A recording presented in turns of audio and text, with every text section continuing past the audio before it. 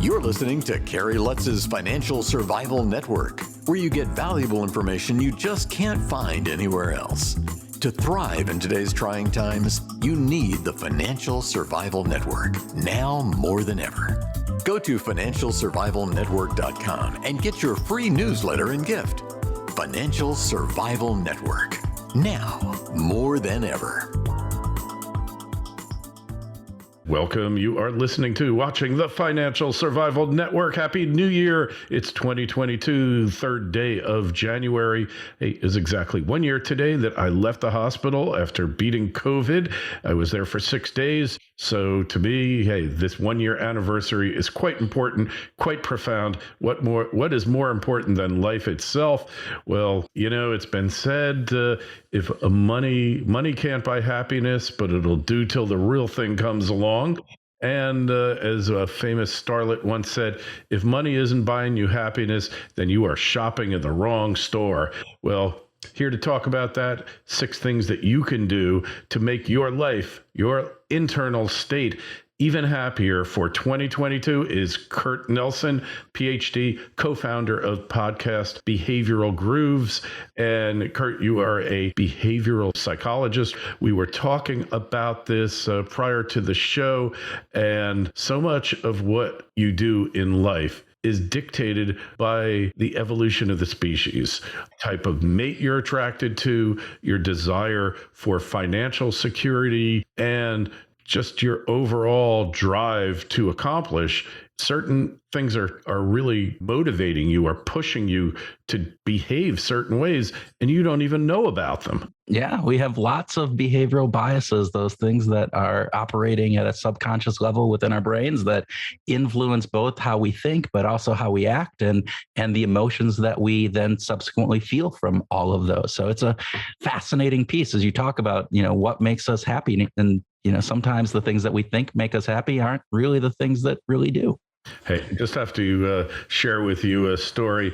There was a person I once worked with. I do some volunteer work. She was a happiness coach, and she had been a business consultant. Prior to that, was doing quite well. Once she decided to focus on happiness, her business went down the tubes. She became a completely miserable person. I'm thinking, why would I want this person to coach me on how to be happy when, man, after talking to her, I just want to go take a razor and lie back in a warm bathtub, Oh, man. Yeah, it's interesting. And this is the thing that the cobblers, their kids don't have shoes. It's this idea sometimes like the people who are proposing these elements aren't necessarily the best at them themselves. They don't listen to their own advice. So, but with that, that's, I would be very hesitant to take advice from a happiness coach from somebody who wasn't happy themselves.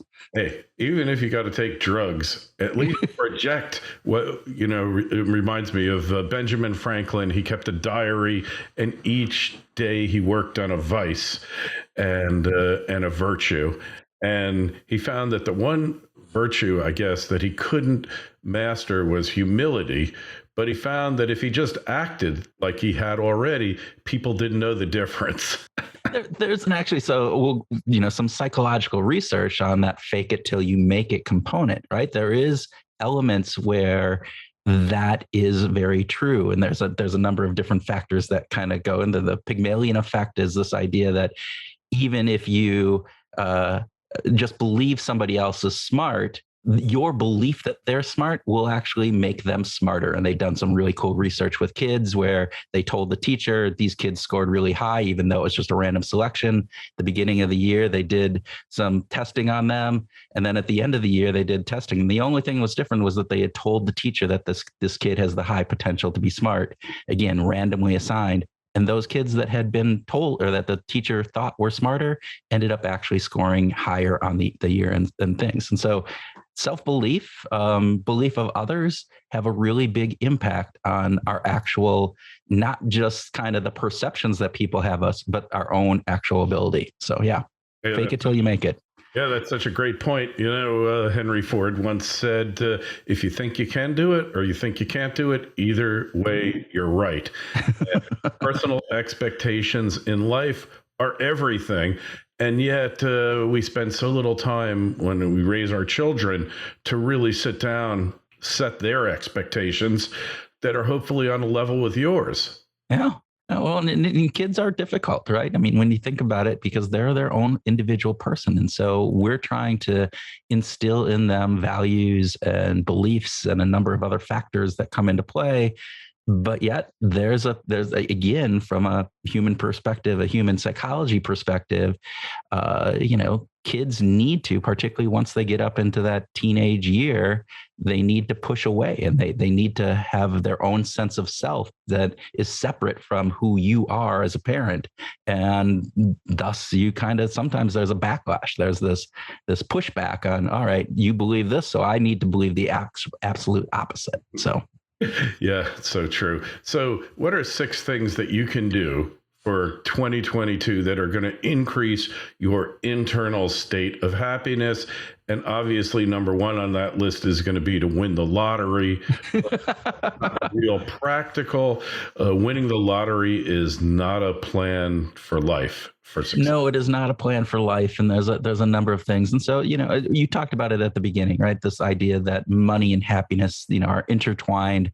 There's research that had at some point had pointed to the fact that after a certain amount of money, that money really doesn't add to happiness. More recent research by Stevens and Wolfers kind of is disputing that and saying, yeah, no, that you have more increase in satisfaction, life satisfaction, contentment, all of those factors, the more money that you make. And obviously from any economic person, that increase of $1,000, if you're making $10,000 is pretty significant. That increase of $1,000, if you're making $1 million doesn't have quite the same impact on that. But 6 things. So you talked about the number 1, which I think you said you got out of the hospital a year ago today, and health, right? As much as we talk about this all the time. We talk about, oh yeah, well, you need to be healthy is the number 1 thing. And that's true.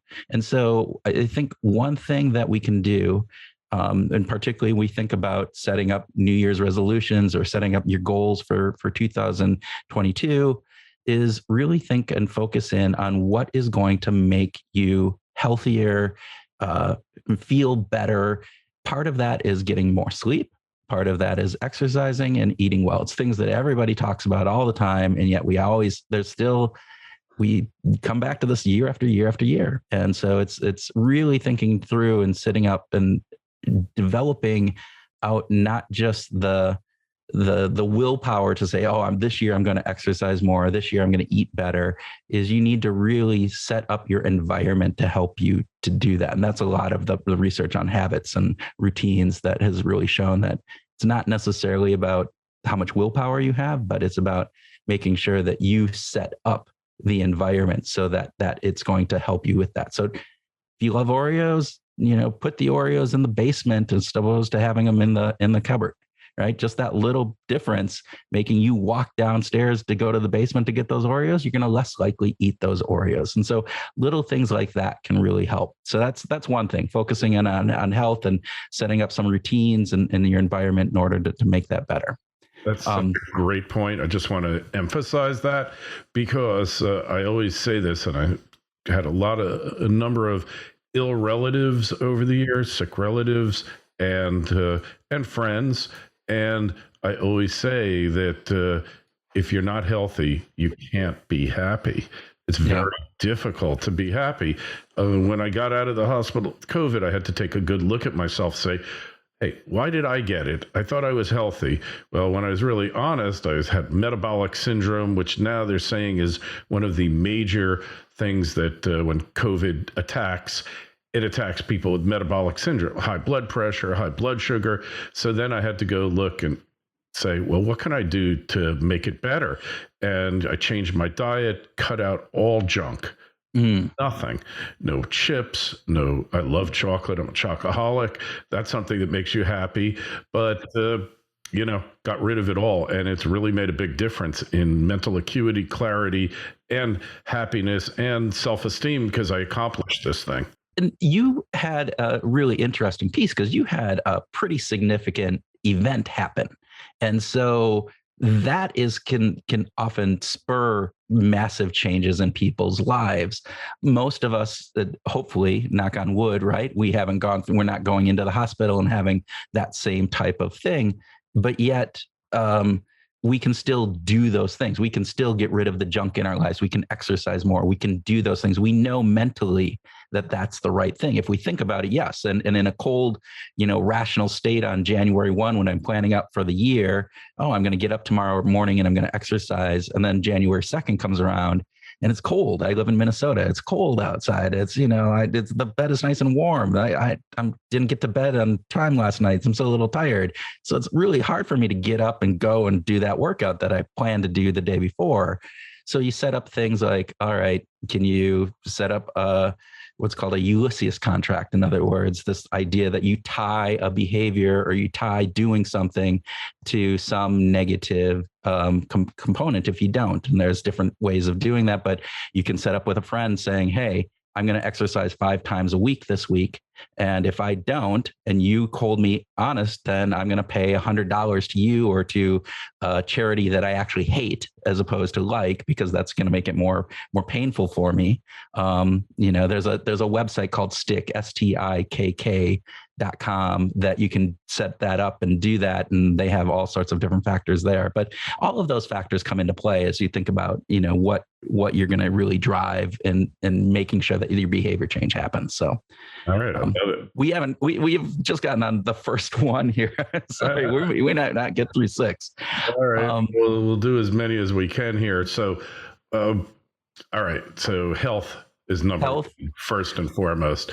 But what about this feeling when you look around the world, it's such a screwed up place. Now, it always has been. That's the big illusion. But many of you out there with the COVID situation and the seemingly deteriorating world situation, use that as a reason to be down. How do you look past that, Kurt, and really be optimistic? For me, it's kind of a cliche, but I'm living my own best life. If everybody lived their own best life, the world would be a lot different place, wouldn't it?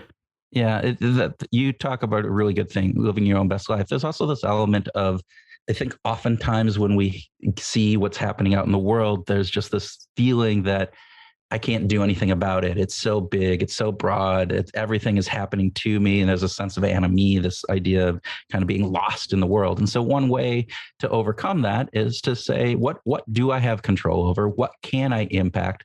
Whether that be, again, whether it be in your local community, can you join a Rotary Club or some sort of nonprofit that you feel associated with, and you can do some good in the world, and you can actually see what you're doing?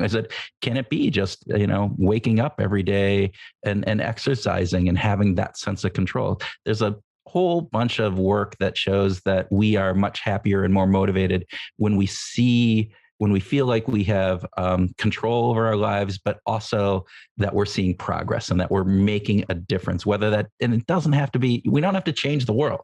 We just have to make an impact that is realistic for us. So that's a great point. So you strike me as a pretty upbeat person.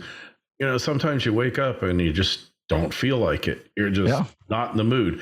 What do you do to change your view of the day? Yeah, I wish I had the thing that I would do every single day. It's if I just get up and I do, drink my morning coffee and reflect on different pieces and different things. I don't have a specific routine. I know people that do, and some of those work really well. The one thing I do kind of really focus in on is that, if we think about our life, we live our life, in moments, right? It's this moment, and moments can be seconds, they can be minutes, they can be, even sometimes hours. If you think about somehow we look at this, but what is the choice that I make in this moment?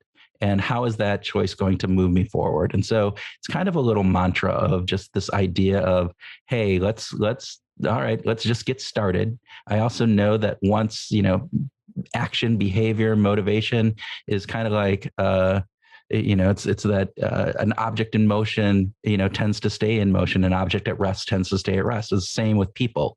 Once you start moving, you get a much more positive aspect, and then you start going. So it's a lot harder to start something than it is to keep it going. And so sometimes it's just sitting up and saying, I just got to get started. I just got to get the day going, and then it'll be better. I mean, my thing is, if I feel that way, I tell myself everything in life is temporary. I was feeling on top of the world when I went to sleep, like I was invincible. I'm waking up this morning feeling down in the dumps. That was a commercial once. And you know what? It's temporary. Yeah. Emotion, right? An emotional state. You can change your state. So changing your state from negative to positive, regardless whether you wake up in the morning feeling that way or you just get a little run down during the day, start getting negative. How do you turn yourself around, Kurt?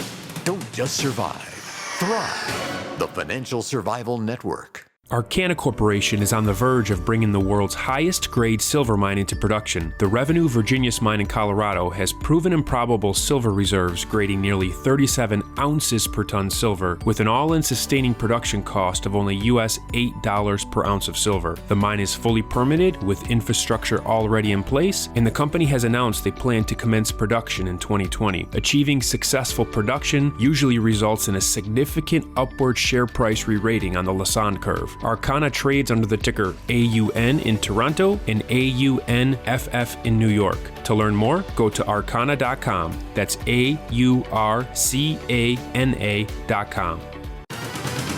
This is the Financial Survival Network, the information you need to thrive now more than ever.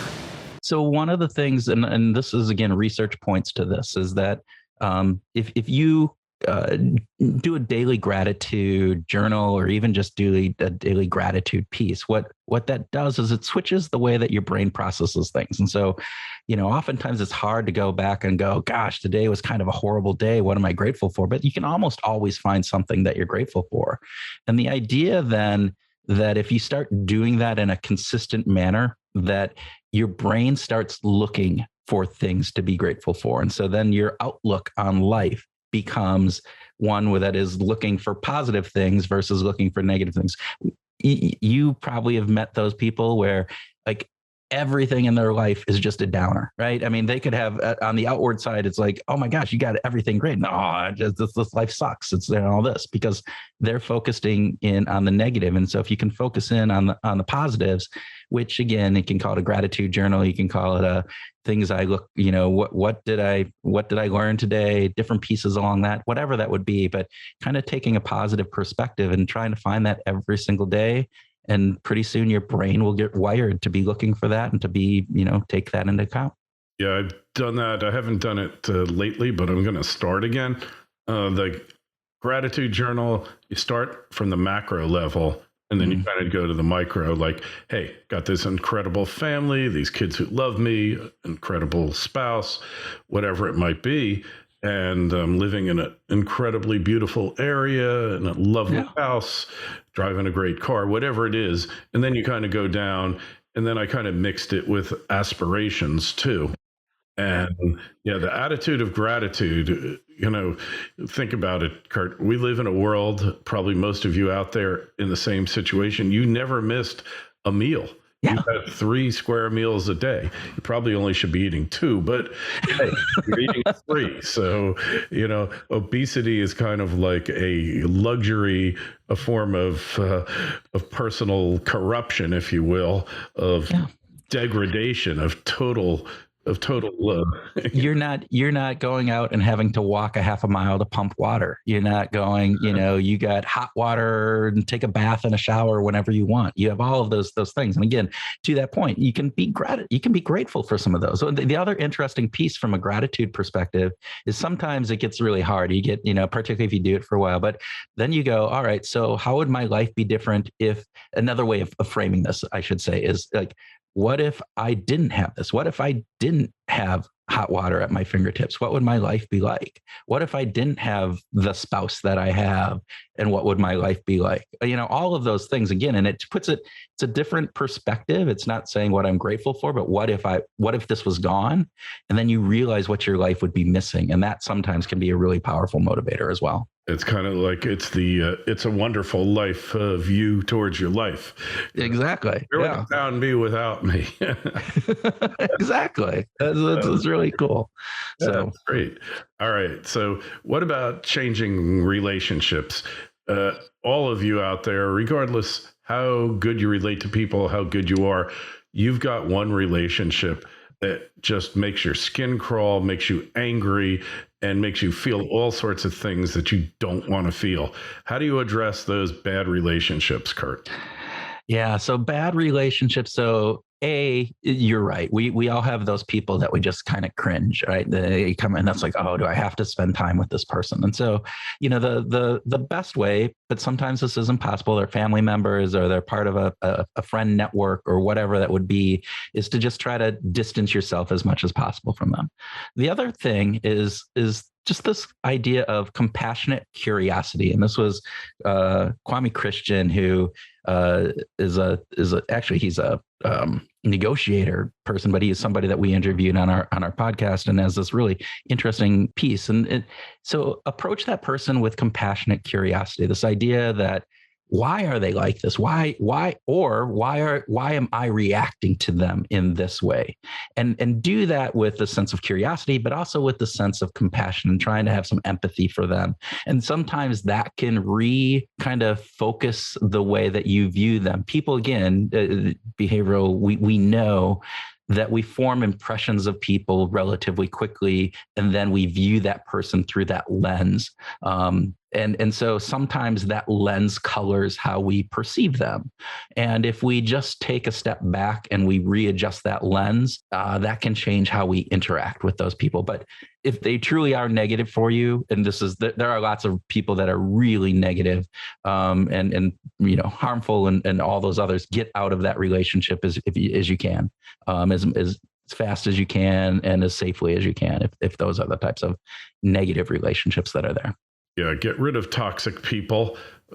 Stop trying to change them. Look, even sometimes, like you said, Kurt, it's hard to do because they're in family, whatever.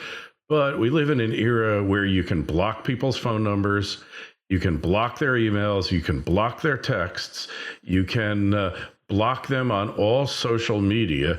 Don't hesitate to do it if that's going to improve you. But on the other hand, you don't want to run away from a challenge that really, if you handled it properly, could be a real opportunity for growth. Yeah. And you talked about this toxic people and the idea that the other piece is that emotions are contagious, right? So if you're working, if you're in a group, whatever that would be, is that one person who is negative can bring the entire group down.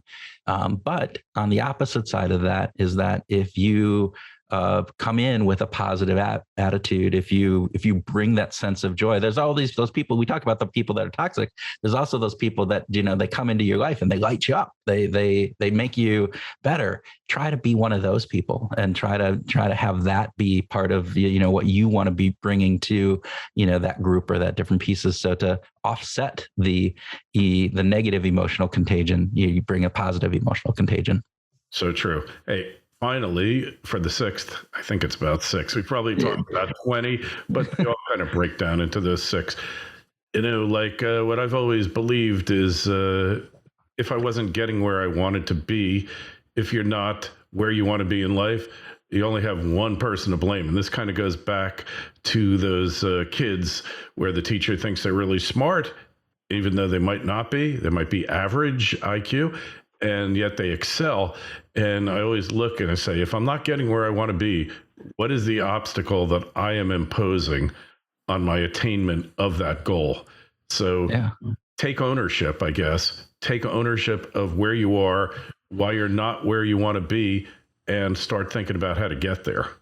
Yeah. And I think you bring up a really good point. It's the obstacles that are in our way.